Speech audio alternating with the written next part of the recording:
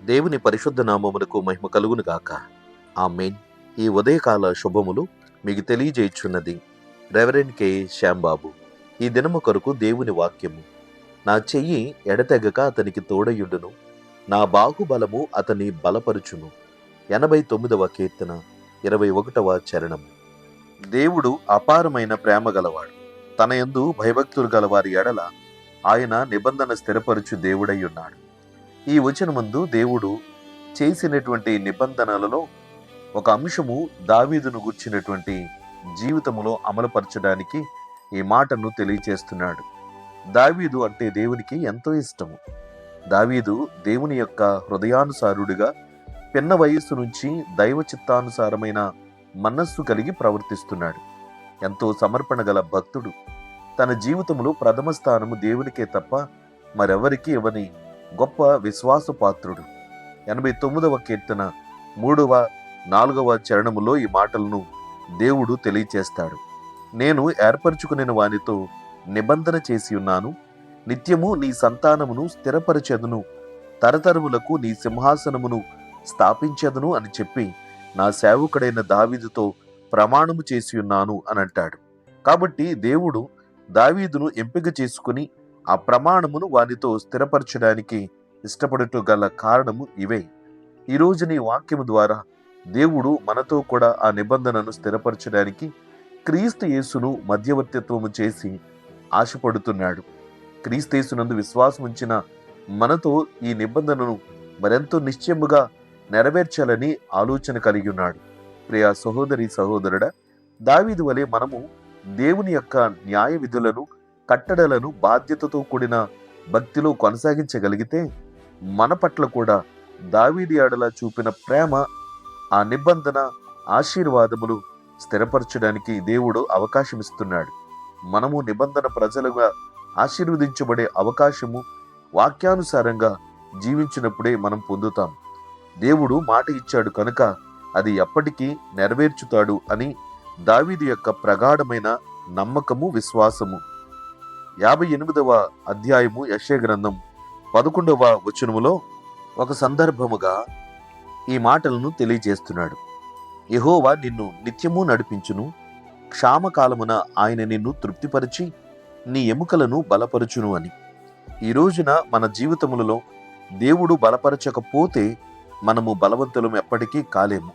కనుకన ఈ వాక్యము ద్వారా దావీదుతో అంటున్న మాట ఇది: నా చెయ్యి ఎడతెగక అతనికి తోడయుండును, నా బాహుబలము అతన్ని బలపరుచును అని.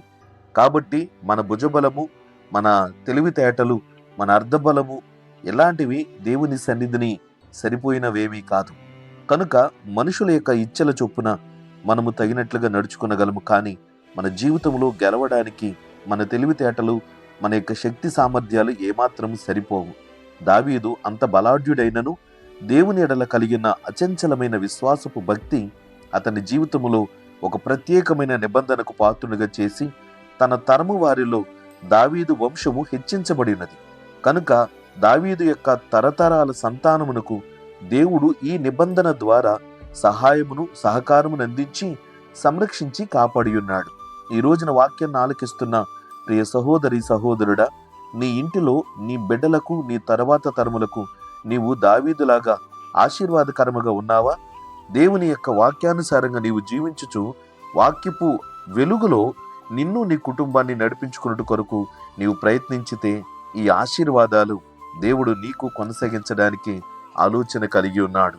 పేతురు రాసిన మొదటి పత్రిక 5వ అధ్యాయము 10వ వచనములో, తన నిత్య మహిమకు క్రీస్తునందు మిమ్మును పిలిచిన సర్వ కృపానిధియగు దేవుడు కొంచెము కాలము మీరు శ్రమపడిన పిమ్మట తానే మిమ్మును పూర్ణులనుగా చేసి స్థిరపరిచి బలపరుచును అని తెలియచేస్తున్నాడు.